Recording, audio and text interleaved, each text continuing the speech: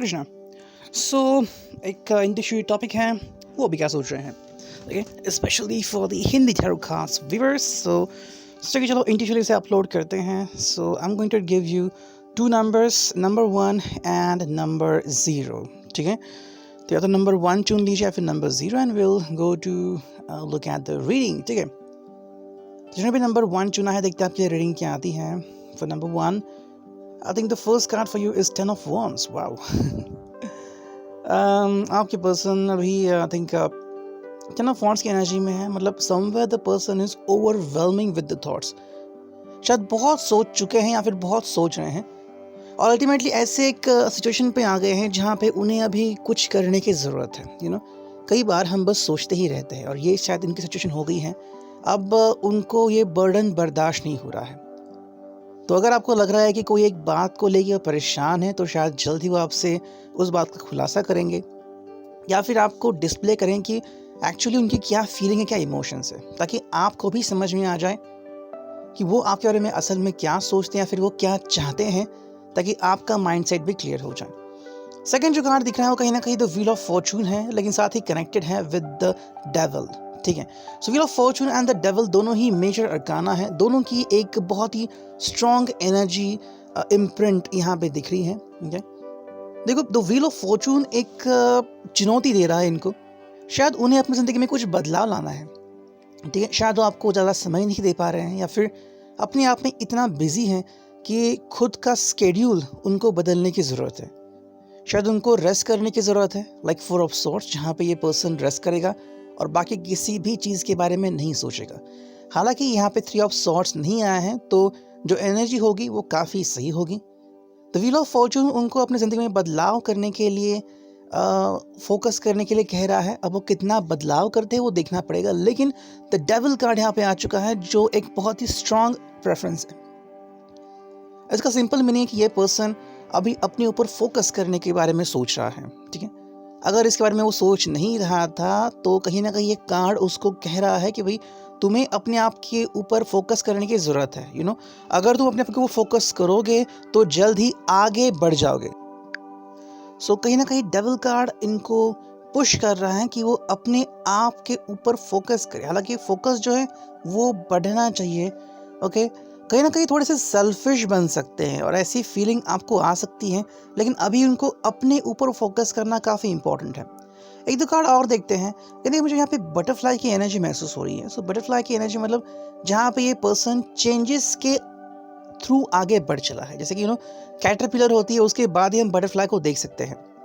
तो बटरफ्लाई मतलब ट्रांसफॉर्मेशन हो चुका है। कहीं ना कहीं पर्सन अपने आप को बदलना चाहता है और वापस से अपनी ज़िंदगी में आना चाहता है। अब वो कैसे करेगा वो डिपेंड करता है। कार्ड जो यहाँ पे आ रहा है वो है 3 of wands and 7 of swords. ठीक है, ये दोनों कार्ड ये दिशा निर्देश कर रहे हैं कहीं ना कहीं इस पर्सन को थोड़ा सा वेट करने की ज़रूरत है, और उसे वे आउट जल्द ही मिलने वाला है। 7 ऑफ सॉर्ड्स की एनर्जी है, इस पर्सन को कुछ रिश्तों को थोड़ा सा अलग करना होगा। अगर वो किसी के लिए बहुत समय निकाल रहा है, लाइक उसके रिलेटिव्स या उसके फ्रेंड्स, जिसके कारण उसकी बहुत सारी एनर्जी अगर वेस्ट हो रही है, तो उसे अपने आप के ऊपर फोकस करने की ज़रूरत है। अगर वो ऐसा करता है तो अपने ऊपर काफ़ी अच्छी तरीके से फोकस कर सकता है। सो रीडिंग रिगार्डिंग नंबर 1 अब जिन्होंने भी चुन लिया है। नंबर 0 देखते हैं उनके लिए क्या रीडिंग आती है। ठीक है, नंबर 0 जिन्होंने भी चुना है, वेल आपकी person is going through what? कहीं ना कहीं डिवोर्स की एनर्जी यहाँ पे मुझे थोड़ी सी लगी। I don't know why. कहीं ना कहीं यहाँ पे सेपरेशन की एनर्जी हो सकती है। Maybe the person is suffering through pain. ठीक है, शायद कोई तकलीफ में हो सकता है और इस एनर्जी को लेके ये पर्सन आगे बढ़ रहा है। तो समवेयर ये पर्सन थोड़ा सा पेन में हो सकता है।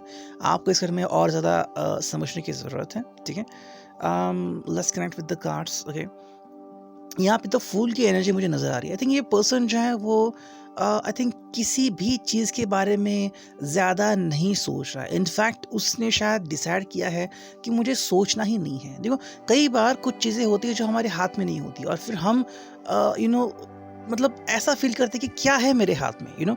अगर मुझे कुछ करना है तो मैं क्या कर सकता हूँ, उसका नतीजा क्या होगा। तो सिंपल मीनिंग यहाँ पे आ रही है द फूल की एनर्जी, जो बता रही है कि कहीं ना कहीं इस पर्सन को आगे बढ़ने की ज़रूरत है, लेकिन कैसे आगे बढ़ेंगे?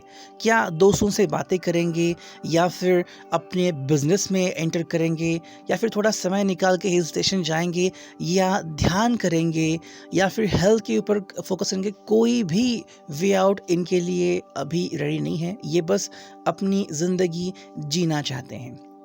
ठीक है? सेकंड जो एनर्जी यहाँ पे नज़र आ रही है, सेकंड जो कार्ड, वो कहीं न कहीं एट ऑफ सॉर्ड्स की है। ठीक है?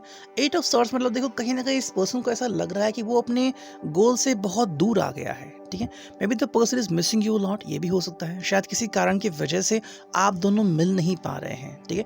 मे बी आप दोनों ही शायद सेपरेशन में हो, और इसकी वजह से ये पर्सन चाहकर भी आपसे कम्युनिकेट नहीं कर पा रहा है। एट ऑफ सॉर्ड्स की एनर्जी है, मतलब देखो कुछ चीज़ें ऐसी शायद हुई है कि आप भी अगर उनसे बात करना चाहते हो तो आपको भी कोई एक बर्डन महसूस हो रहा है, और सेम सिचुएशन उनके साथ भी है। उनको भी अपने ऊपर एक बर्डन महसूस हो रहा है, और उसके कारण उनको क्या करें ये समझ में नहीं आ रहा है। एट ऑफ सॉर्ड्स की एनर्जी उनको बाइंड कर रही है, जो कि ट्रबलसम एनर्जी है। अब इस एनर्जी से बाहर कैसे निकलेंगे वो देखना उनके लिए काफ़ी इम्पोर्टेंट होगा। ठीक है? तीसरा हम एक कार्ड देखते हैं, वो क्या हो सकता है? Yes, it's all about justice. ये पर्सन जस्टिफिकेशन करना चाहता है, लेकिन जस्टिस कैसे होगा? देखो, जस्टिस करना कोई आम बात नहीं है, उसके लिए आपको कड़ी मेहनत करनी पड़ती है। ठीक है? और आपको बिल्कुल भी पार्शल नहीं होना पड़ेगा, आपको पार्शियलिटी को छोड़ना पड़ेगा, तभी आप सही तरीके से चीज़ों को देख पाएंगे। ठीक है? ये पर्सन जस्टिफिकेशन तो करना चाहता है, लेकिन ये जो भी करना चाहता है, क्या आप इसको सपोर्ट करते हैं?